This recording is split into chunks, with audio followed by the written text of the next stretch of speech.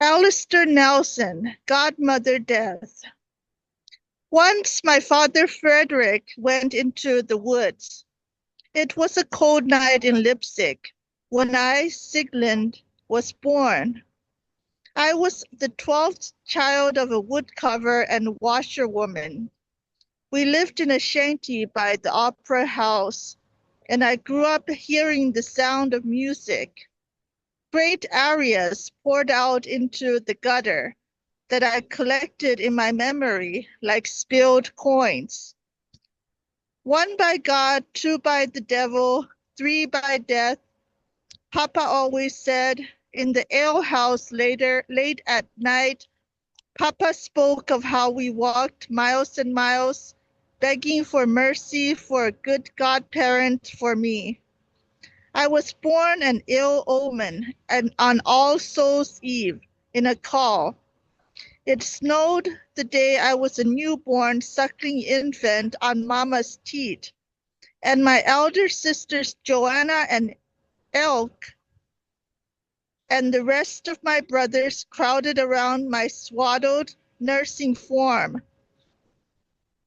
There was not enough food or money to last the winter. To win fortune's favor and full larders, Father meant to bargain with God. But God plays favorites, Papa said. So he turned him away. God could not be my godfather. Next came old Samuel, the black huntsman. He is wicked and made a terrible offer, Papa thought. So into the barrel of Papa's rifle, Samuel's soul went. Papa was always good at trapping things. Once Papa fit the moon into a thimble and blotted out the night for a whole week. The crops in Leipzig didn't grow, and Madame Friegler's voice went to shards the whole time. When a cow was born with two black heads, Papa put the moon back to ward off God's wrath. So thereupon sauntered my bold father Frederick, drunk of cheap ale, and into the darkest part of the forest he went, where sunlight never touches and winter always freezes. He found a graveyard of souls. Death was there tending frozen roses, and Samuel was still trapped in Papa's gun. Will you be my dear Siglind's godmother, Frau Todd? I have a handsome demon in exchange, Papa boasted. Death smiled. Frau Todd is just after all and always takes pity on souls. You know, Frederick, heaven and hell talk often about your penchant for stealing things with sweetened words. Just last year you bribed a sparrow to give you 2 weeks off the back of summer so that you had more time to complete the legs of a chair. Though silver-tongued, Frau Todd, I am also an honest man. Is there any punishment for bargaining? Frau Todd laughed. No, dear Frederick, all is right in my eyes. I see you have a good heart, and that Siglind will grow to be a great woman. So yes, you shall free my husband, the black huntsman, and set Samuel back upon his wild hunt as Earl King, and I shall be dear Siglind's grandmother. She cannot fail with me by her side. I will make Lind rich, but moreover kind. And so my godmother was the talk of Leipzig. At Peterskirch, a flock of black crows attended my baptism. Complete with their lady in black lace, I grew up under Frau Todd's wing and inherited father's tricksome tongue. I was 16. Frau Todd had a cabin in the forest where she taught me women's crafts, weaving souls, dousing with spring green twigs. How to bake the best bread for my future husband. Frau Todd herself was married to Samuel, the black huntsman, but she lived alone and only visited him when the moon was full, or to deliver a month's worth of dinner in an enchanted silver pail. Samuel ate souls that were too weak to pass on into heaven or hell. As for what Frau Todd ate, anything hardy, bloody, and half alive. Mama Todd, what would you trade for the jewel on your throat? I asked Frau Todd the day autumn came. Frau Todd smiled. Only a fresh beating heart, Lind. So I baked a blackbird's heart into a veal pie. The bird's heart was alive by my magic, bloody and thrumming. Then Frau Todd bit in. I see you are becoming quite the thief of life, just like your father Frederick. Frau Todd smiled, her blonde hair and winsome blue eyes beaming. She wiped the blood on a pearly napkin, then devoured the rest of the pie. Into my hands, Frau Todd placed the jewel. It was a large ruby that glimmered with black stars. What are the virtues of this stone, Mama Todd? I inquired, fascinated. Frau Todd was skinny as a spindle, dainty and precise, and always wore white, with the red ribbon in her hair, almost skeletal, but not unpleasant, with long honey-colored hair and eyes that burned like the sky. I felt she was always watching me. That is the jewel of Nod. It can set to sleep anyone who you direct it at. I had much fun setting my school marms to sleep. Frau Todd had made us rich, and I and Joanna and Elk all attended a girls' Catholic finishing school. Elk was even learning opera from Madame Friegler. I was a stickler for poetry, but the nuns did not like me slipping away to kiss cute choir boys and woo schoolgirls with their curling, sweet-smelling hair. So I enchanted the nuns into snoring. Lind, it is dangerous what you do. Joanna giggled, embroidering a rose and thistle.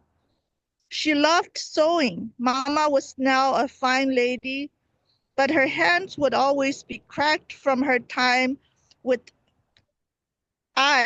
and river rocks as a washerwoman.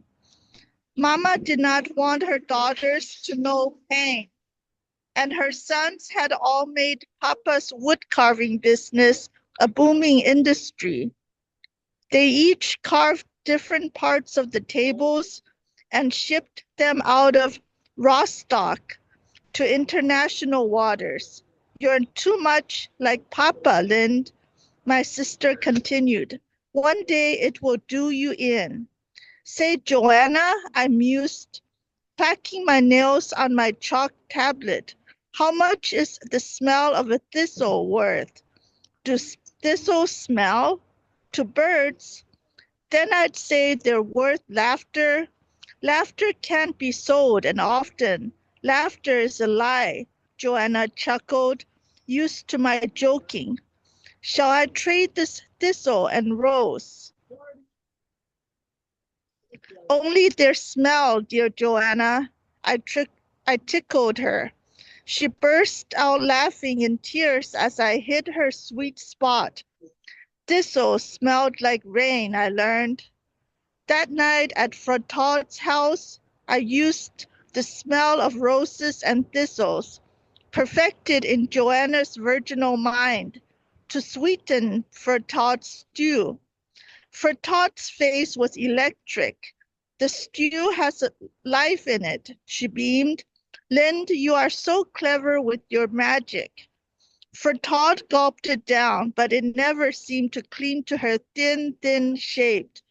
Death is always hungry, it seems. I have the best teacher, Mama Todd, I demurred. We finished the soup in companionable silence as the fire crackled.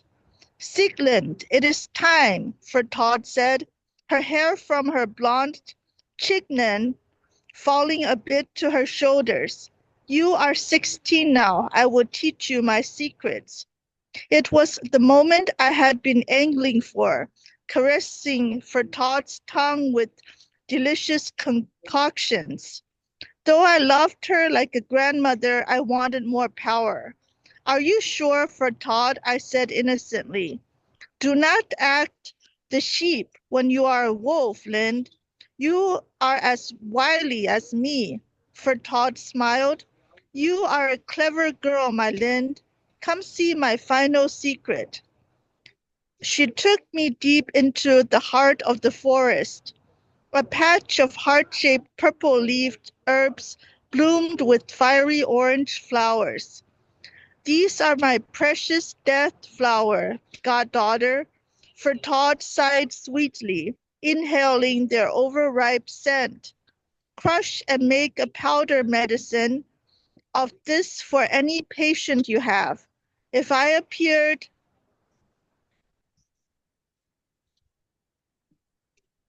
if I appeared, if I appear by the head of their bed, they will survive, and you may cure them.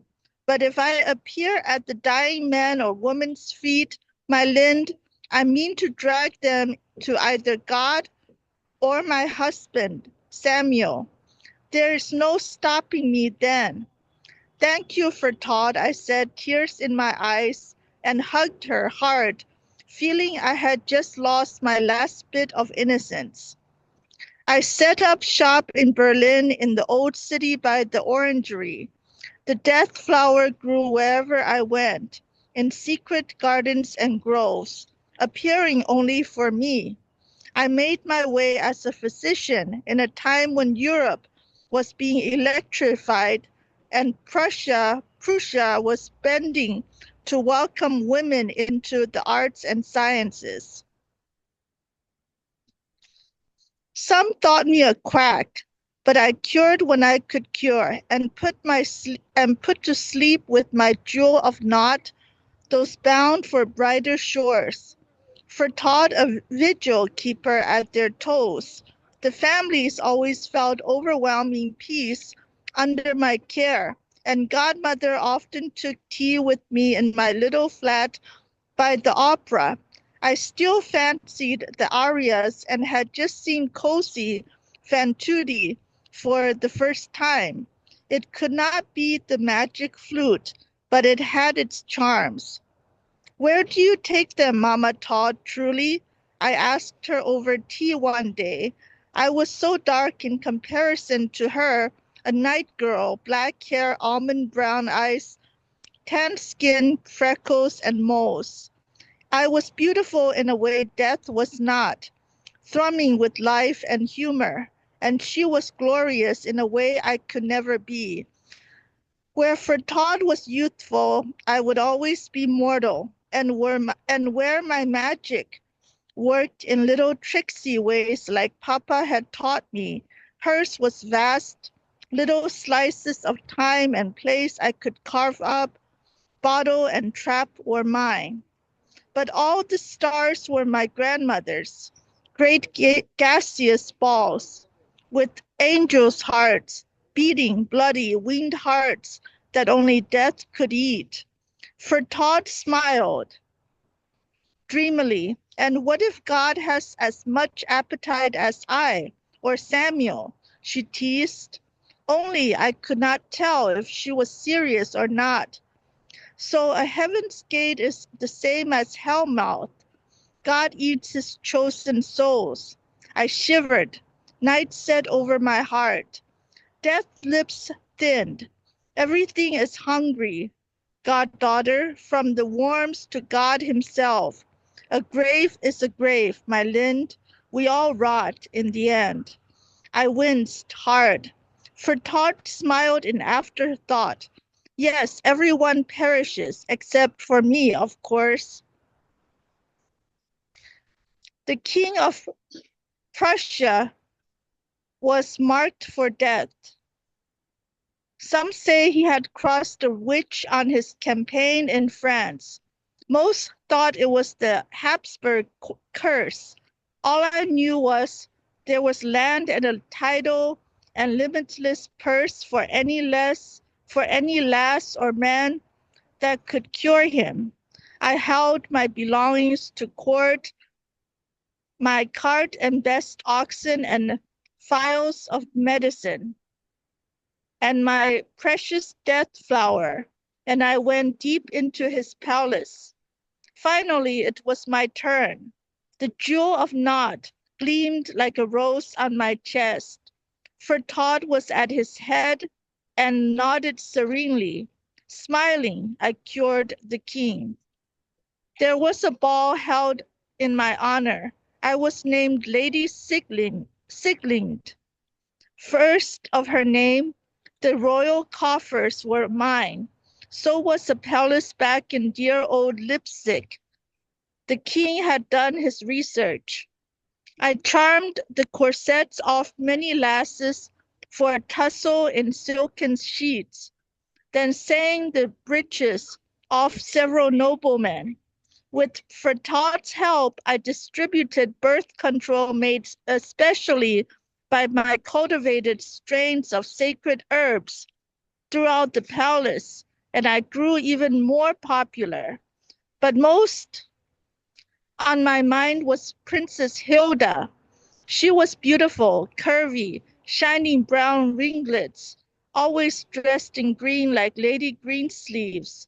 I set to courting Hilda in secret, sang her the eponymous song meant originally for Anne Boleyn, even wrote her some of my poems. As we lay in my palace's bed, Hilda was there to study mathematics with the king's savior. Hilda asked, my dearly beloved Lind, what is that jewel? What is the truth worth to you, my Hilda? She had eyes like a doll. I realized then, all like a crashing train, that I was deeply in love. A rose, Hilda beamed, and a thistle, I said, shaking. Hilda giggled, staring at the silver astrolabe over my room and study. Whatever you say, snake charmer. I went home and bought the rose and thistle embroidery from Joanna, and I gave it to Hilda, wrapped with the promise ring with the chip from the jewel of Nod. We met back in Berlin. Let's run away to America, Siglind. Together, Hilda beamed, ravishing me with kisses. Heat grew in my legs. She made love to me, to claim me. I cannot do that, Princess Hilda. My medical license, my land and holdings, my livelihood are all here. Hilda soured. Am I worth anything to you but my title? Hilda, you are the blackbird heart in my pie. The comely princess forgave me, kissing me through our tears. You say the funniest things, strange Siglind. The next day, Hilda accepted a marriage offer from the Duke of England. Her promise ring came to me by post. I was bereft. I wanted to bargain, but for once I had nothing to give. Death is always hungry, and never hungrier than when it comes to maidens. Death and the maiden entwined. Hilda fell sick with her father's illness in a week. The king of Prussia said, anyone who can cure Hilda gets to become king. The engagement to Duke The engagement to the Duke of England is annulled. I will hand over my crown to whoever saves my daughter. I disguised myself as a man and cast a glamour of forgetting over myself to blend in.